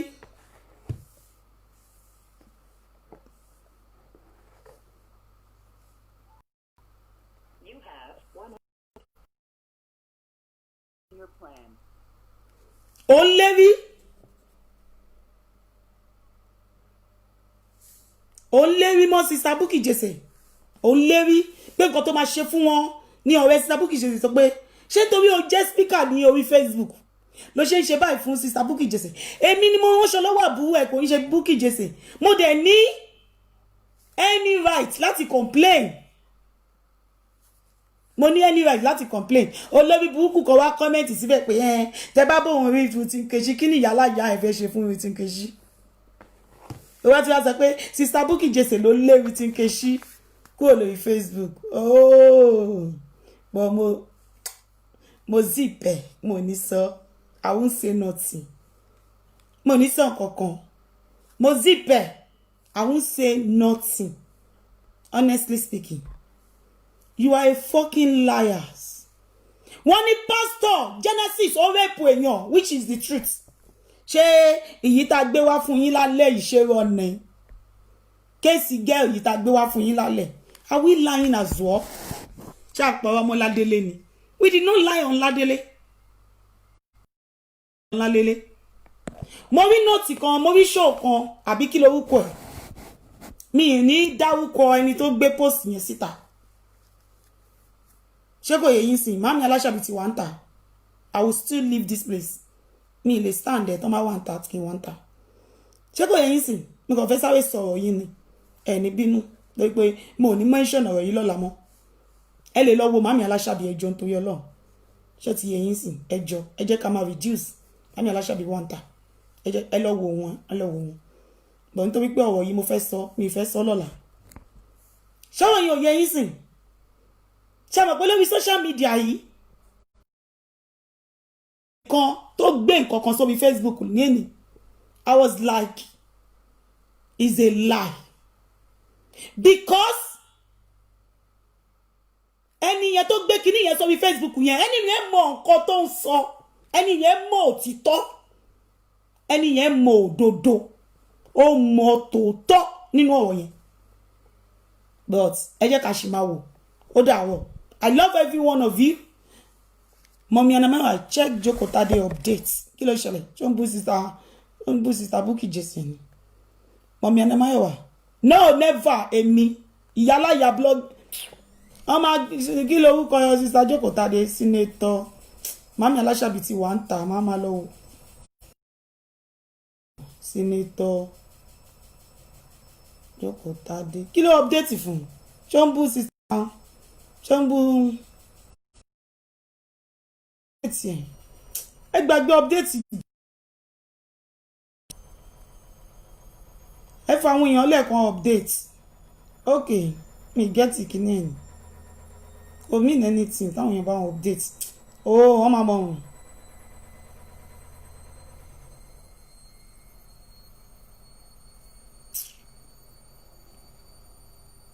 kò má ta ìfi àwọn yẹn sílẹ̀ ṣé kò yẹ yín ẹ máa lọ sọ́dọ̀ màmí Aláṣàbí ẹ jẹ́ àlọ́ wò èmi ti sọ̀rọ̀ tán mi ní sọ̀rọ̀ tán I'll come back later.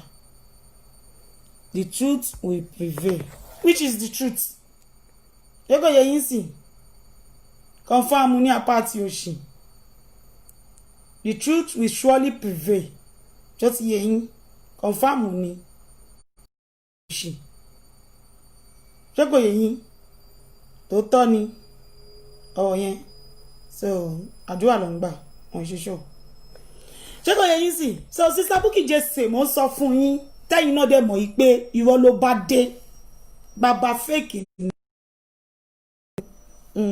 Èmi mọ ìgbà tí ẹ bẹ̀rẹ̀ sí ní ṣe prayer yẹn ẹ̀yin lẹ lé irú tí Nkechi kúrò lórí Facebook pé kò gbọdọ̀ ṣe nǹkan kan mọ́ pé ẹ jà mọ́ kí n tẹ̀ mọ́lẹ̀ fún yín díẹ̀ o pé Ọlọ́run lẹ fẹ́ kí irú tí Nkechi wá máa bá yín join tí Nkechi sọ fún yín nígbà yẹn Sister Bukky Jesse Sister Bukky Jesse irú tí Nkechi sọ fún yín nígbà yẹn pé mánu tó ń wò yìí sàkámàjẹ ni mánu yìí mánu tó ń sọ àwọn mẹ́ta kan wà online tó wọ pink sàkámàjẹ lélẹ́yìí Sister Bukky Nkechi ó wọ́n nìyí àbí kò wọ́n nìyí pé kẹ́yẹ́ ra fóònù tó bá rí fóònù tí Sister Bukky Jesse rà fún kí lorúkọ ẹ̀ lálẹ́ wàá kígbe ni sàkámàjẹ lélẹ́yìí adẹ̀tì máa ń sọ̀rọ̀ dọ̀la Bukky Nkechi ò sọ such things fún mi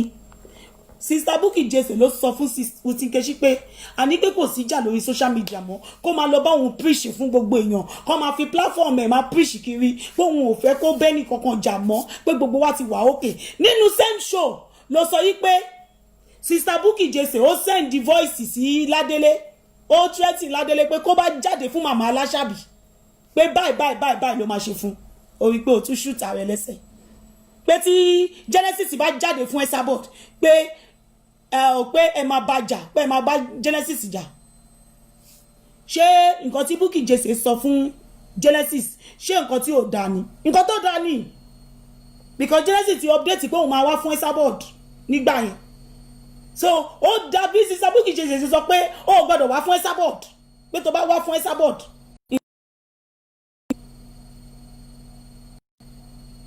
because tó ń ṣẹlẹ̀ lórí social media gbogbo viewers ẹ̀ máa reduce gbogbo gba ẹ̀dẹ̀ ní Sister Bukky Jesse ń kó èrò sọ́dọ̀ ṣó ti yẹ yín sí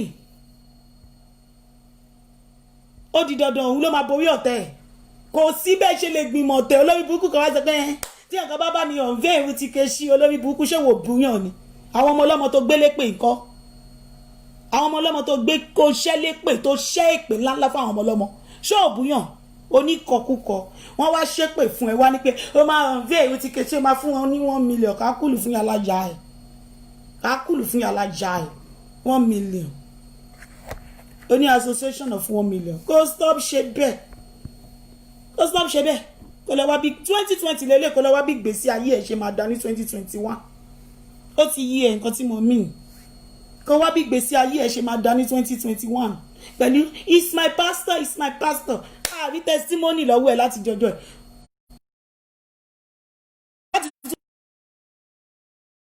Franca ó ṣe testimony ẹ̀yọ kan ó ní 1 million sọnù ó ní ọ̀nvẹ́ ìsọnù ẹni tó wá Bukky Nkechi ó ṣe testimony ẹ̀yọ kan ó gbégbé ọpẹ́